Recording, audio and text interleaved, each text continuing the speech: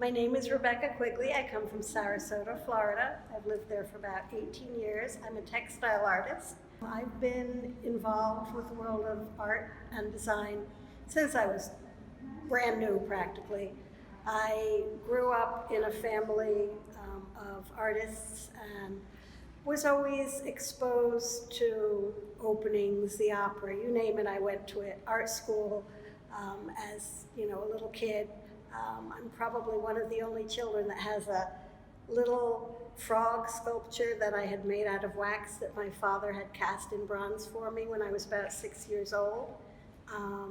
One of the interesting things about my childhood is that I wasn't allowed to have coloring books because they would stun my creativity. And I think that I still have that won't color in the lines sensibility about my work. Originally, I was trained as a textile designer, a weaver, and I really enjoyed that. It gave me a lot of ideas about color and how color can work. I really enjoyed my color classes, but the problem was that it really was gearing me up for industry, and that wasn't my thing at all, apparently.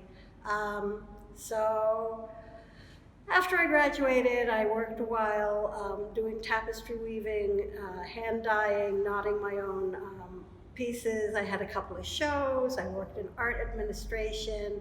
And then, for some unknown reason, I decided that I wanted to become an architect.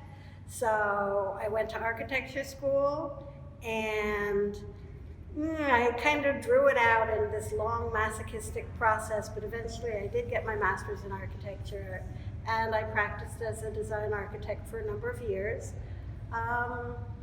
Then I really had been working in textiles a lot in my own time. I'd been doing a lot of investigations. Part of my work in architecture, I'm very interested in memory.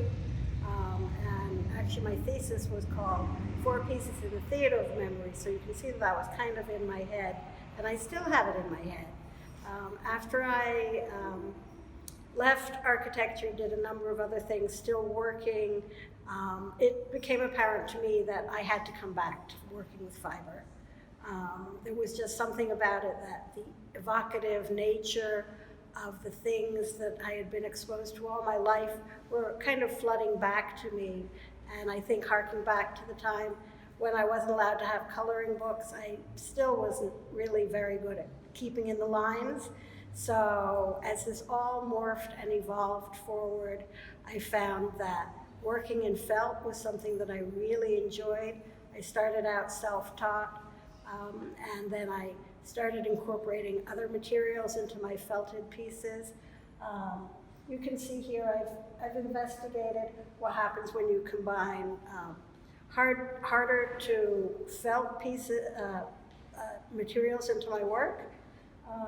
And then in my reading and in my beginning to understand about this not staying in the lines business, it became apparent to me that I had a new freedom. And it was very exhilarating.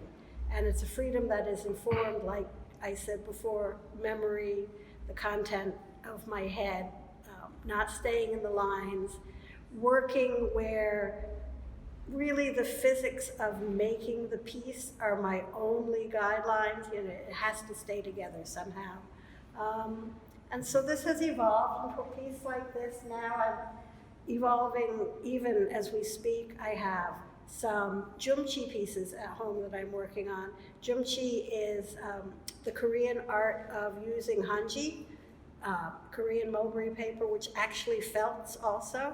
And there is a tradition of that where they would make utilitarian objects out of this folded and crumpled and worked paper that would felt together, and they would have food containers. And now it's kind of evolving into an art form. I've been studying that a lot. I've been working, combining the hanji paper with the wool and the silk in different degrees of success, I have to say. But it's all part of this big maelstrom of trying to understand my memory, my context, and also seeing people's reactions to my work.